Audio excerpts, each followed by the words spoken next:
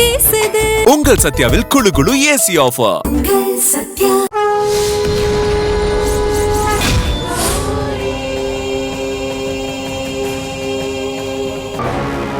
என் கூட சேர்ந்து ஒன்னா இருந்த அடுத்த நொடி நீயும் உயிரை விட்டுடுவ. உனக்காக என் உயிரை கொடுக்கறது எனக்கு பெருமைதான்.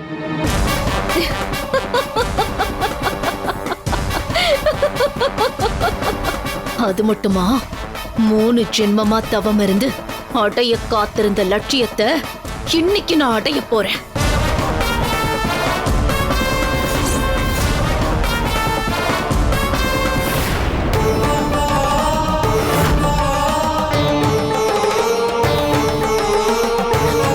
கனக துர்கா, உன்னதான் நான் என் அப்பா அம்மாவா நினைச்சு வாழ்ந்துட்டு இருக்கேன். ஆனா நீ எனக்கு அடுக்க அடுக்கா இத்தனை சோதனையை கொடுத்துக்கிட்டு இருக்க. அப்படின்னா என்ன பாவம் பண்ண? நான் குழந்தையா இருந்தப்ப என்கிட்ட இருந்து என் தாய் தந்தைய பிரிச்சு, அடுத்து என்ன வளர்த்த என் அக்கா மாமாவை பிரிச்சு, கூடவே இருந்தாலும் என் அக்கா மக கௌரிய என்கிட்ட இருந்து விலக்கி வச்சிருக்க. இப்ப என் சின்னையாவையும் என்கிட்ட இருந்து பிரிக்க பாக்குறியே. சின்னையாவுக்கு நாகதோஷம் இருக்குன்னு அதுக்கு பரிகாரமா நாகாத்தம்மனுக்கு பூஜை பண்ணி பால் அபிஷேகம் பண்ண. ஆனா அப்போ என் மாங்கல்யம் கை தவறி புத்துக்குள்ள விழுந்துருச்சு.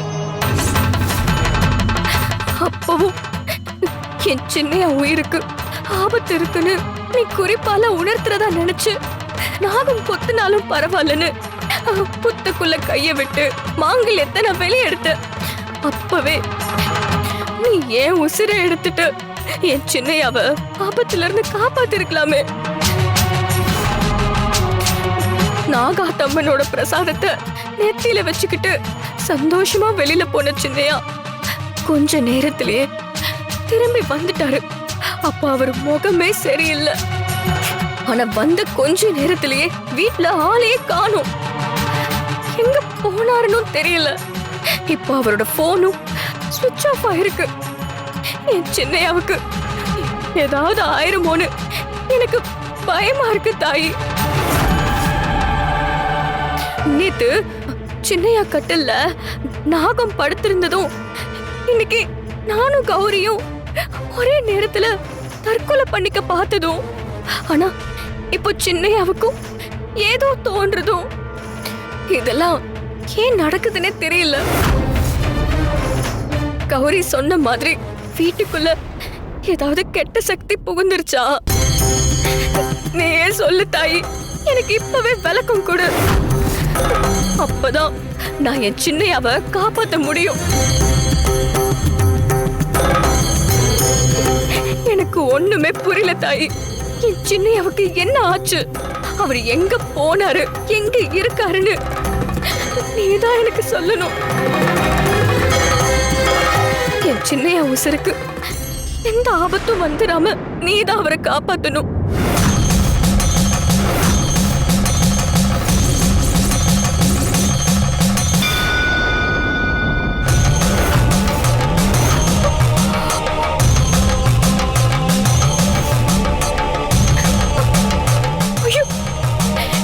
புருஷனை காப்பாத்துன்னு சொல்றப்ப இப்படி அவசகுணமா எரிஞ்சுக்கிட்டு இருந்த தீபம் அணைஞ்சிருச்சு.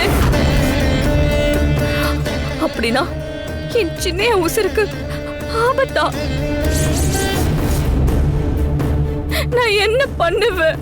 கனகதுர்கா தாயே, நீ என்ன கை விட்டுட்டே?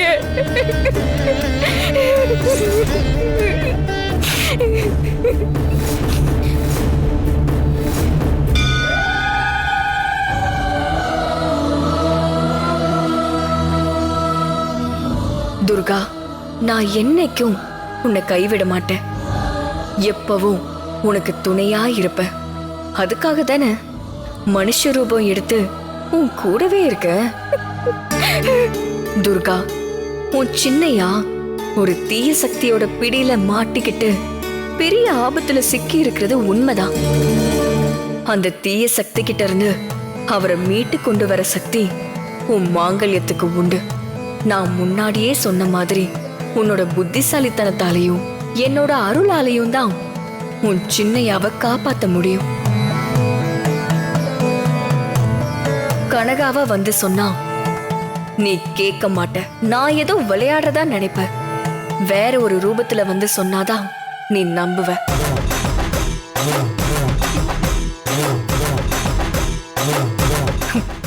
வர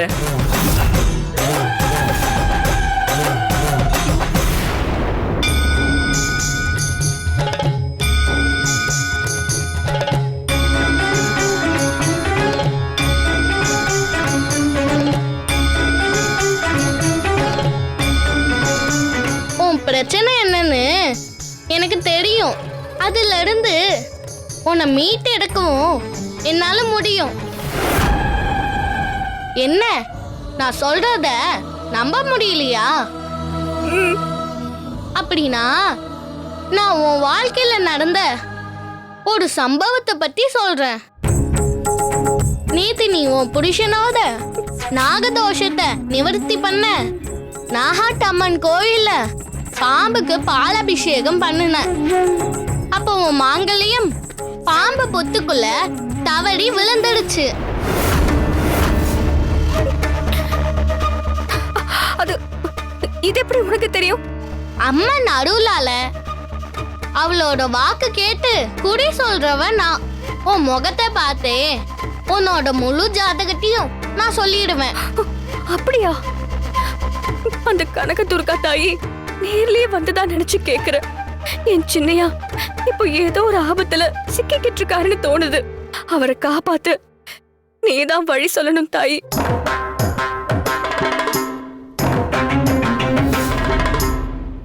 அம்மா கனகதுர்க்கே, உன்னோட பக்தையான இவளோட வேண்டுதலுக்கு என்ன பதில்னு நீயே சொல்லு.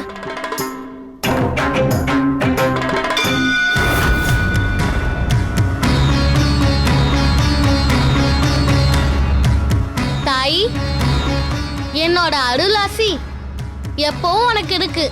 ஆனாலும் உன் புருஷனை காப்பாத்துற சக்தி உனக்கு மட்டும்தான் இருக்கு. அதாவது அந்த சக்தி உன் மாங்கல்யத்துக்கு மட்டும்தான் இருக்குன்னு சொல்றேன். மாங்கல்யத்தை வச்சு தோஷ நிவர்த்தி பண்ணியும் என் புருஷனுக்கான ஆபத்து நீங்களையே. என் சின்னையாவுக்காக நான் என் உசிரையும் கொடுப்பேன். எப்படியாவது என் புருஷன் ஆபத்துல இருந்து மீட்டெடுக்கணும். உன் சின்னையாவ அந்த ஆபத்துல இருந்து மீட்கணும்னா முதல்ல நீ யாருங்கிறத தெரிஞ்சுக்கணும். நான் யாருன்னு தெரிஞ்சுக்கணுமா?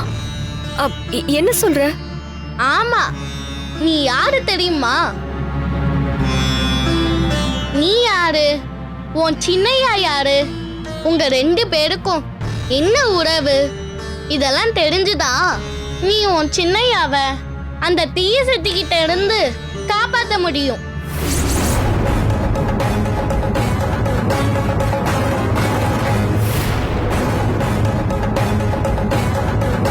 இது உன் பூர்வ ஜென்மத்து கதை. என்ன பூர்வ ஜென்ம கதையா?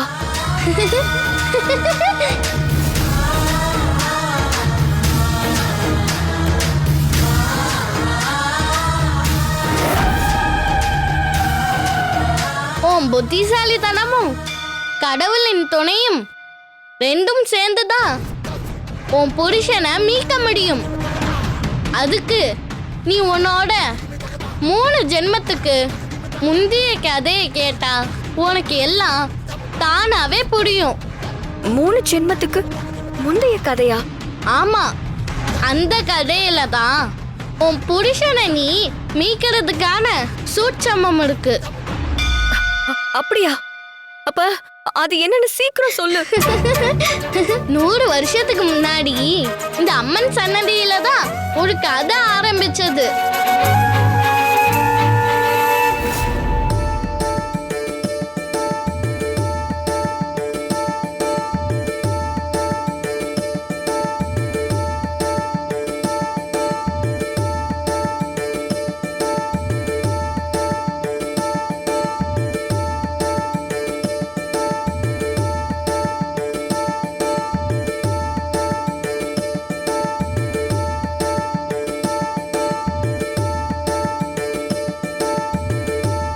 தாயி, இந்த சமஸ்தானத்தையும் இந்த ஊரையும் நீ வெயில் மழைன்னு பார்க்காம இந்த வெட்ட வெளியில இருந்து எங்க எல்லாரையும் காவ காத்துக்கிட்டு இருக்கம்மா.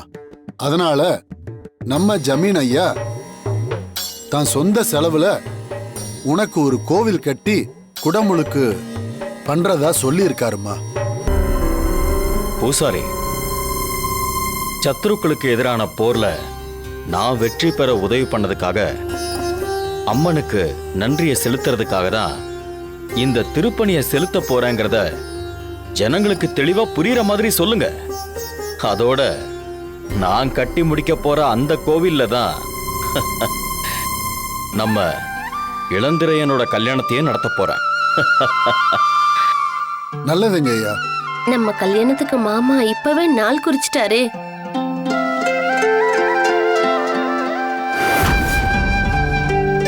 எல்லாம் நீ போட்டு கொடுத்த திட்டம் தான். இப்போ உனக்கு சந்தோஷம் தானே? தாயி கனகதுர்கா, ஜமீன் ஐயா குடும்பத்தை சூழ்ந்த துஷ்ட சக்திகளான சத்ருக்களுக்கு எதிரா நம்ம ஜமீன் ஐயா நடத்தின யுத்தத்துல அவருக்கு கிடைச்ச வெற்றிக்கு நன்றி கடனாதான் இந்த திருப்பணியவே ஆரம்பிக்க போறாரு. அந்த திருப்பணிக்கு உன்னோட சம்மதத்தையும் உத்தரவையும் கேட்டு ஜமீன் ஐயாவும் அவரது மகன் சின்ன ஜமீன் ஐயாவும் உன் இடத்துக்கு வந்திருக்காங்க. உன்னோட முடிவை நீ அருள் வாக்கா சொல்லு தாயி.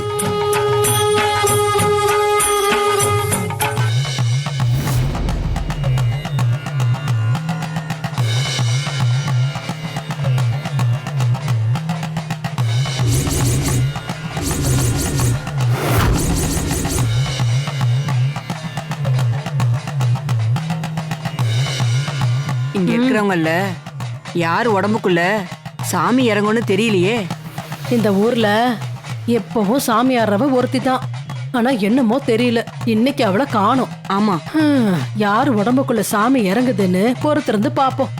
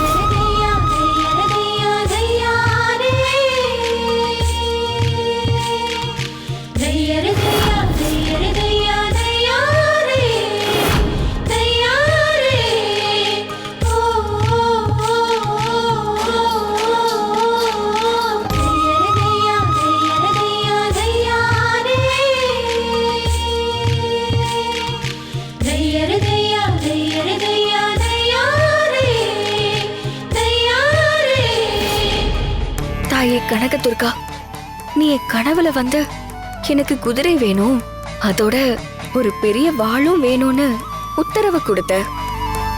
எல்லா தெய்வங்களான ஐயனார், வீரனார், பட்டவன் தான் வேட்டைக்கு போக குதிரையும் வாளையும் கேட்பாங்க. ஆனா பெண் காவல் தெய்வமான நீ என்ன காரணத்துக்காகவோ குதிரையும் வாளையும் கேட்டிருக்க. நான் உத்தரவு படி குதிரையை கொண்டு வந்து வச்சிருக்கேன், பக்கத்திலேயே வாளையும் வச்சுட்டேன். இனிமே இது உன் குதிரை, உன்னுடைய வாள்.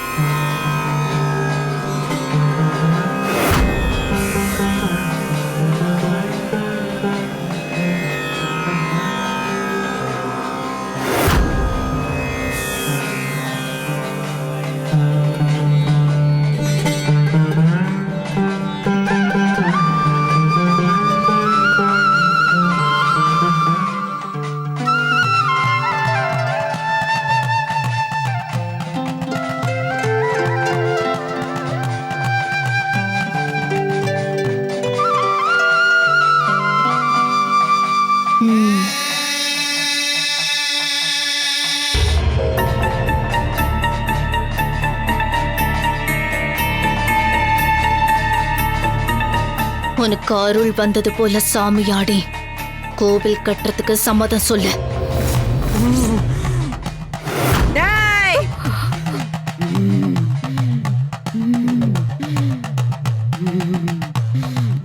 ஏய்!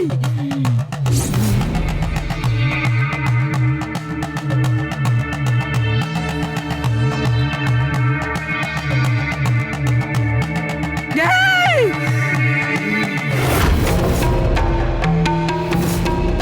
ஏய்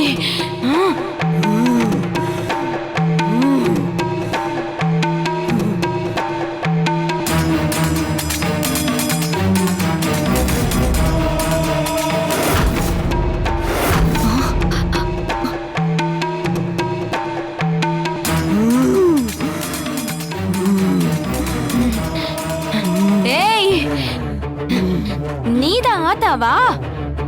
நீயா ஆத்தா? ஏய் ஏய்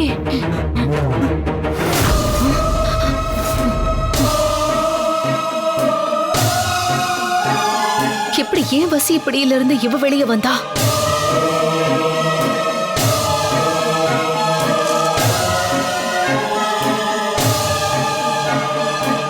ஏய்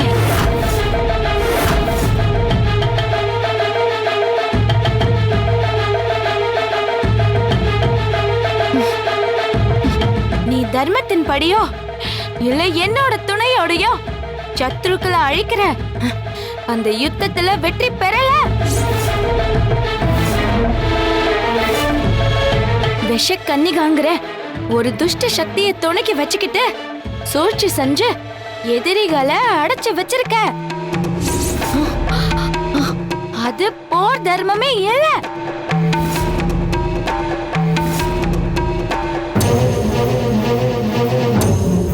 இந்த கோவிலை கட்டுற தகுதியோ அந்த குடுப்பனையோ உனக்கு கிடையாது.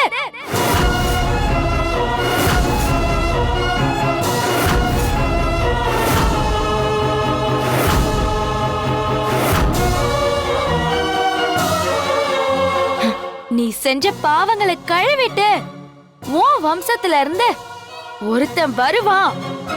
அவன் எனக்கு கோவில் கட்டுவான். அந்த விஷ கன்னிகா ஒரு துஷ்ட சக்தி. அவ உன் கூட இருக்கிறது உனக்கு நன்மையை தராது.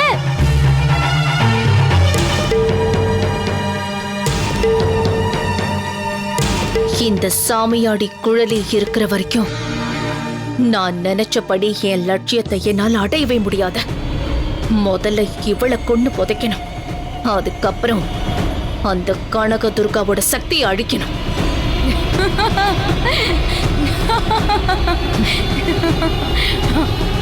இந்த அண்ட சராசரத்துல என்ன அழிக்க ஒரு சக்தி இருக்கா?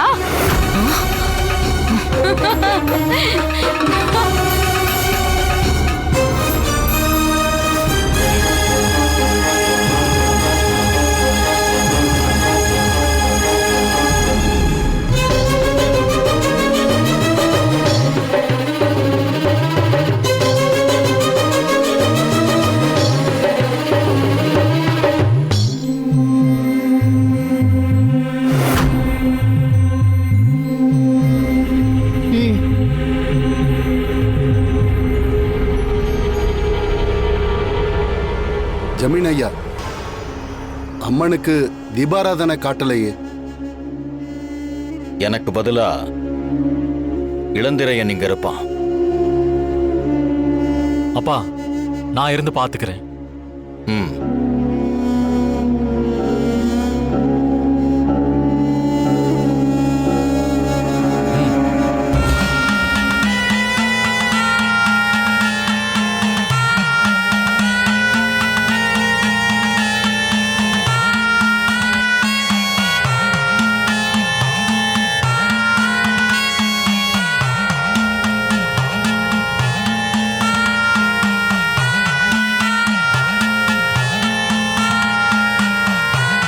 இளந்திரையனுக்கும் எனக்கும் உன் அருளால திருமணம் நடக்கணும். இந்த சமஸ்தானத்துக்கு ராணியாவும் முழு அதிகாரமும் என் கைக்கு வரணும். இந்த ராஜ்யத்தை நானே ஆளணும். அதுக்கு நீ எனக்கு அருள் புரியணும்.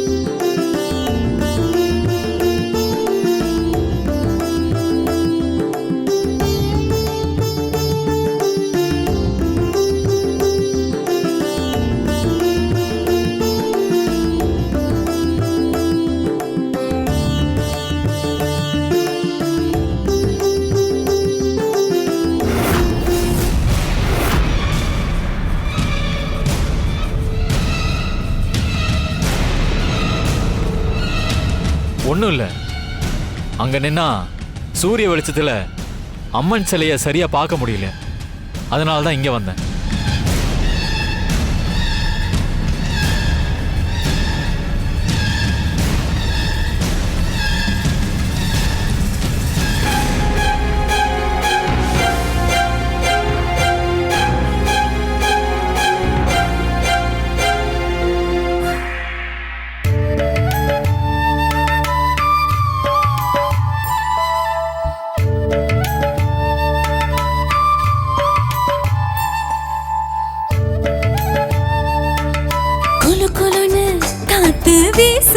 உங்கள் சத்யாவில் குளு குளு ஏசி ஆஃபர்.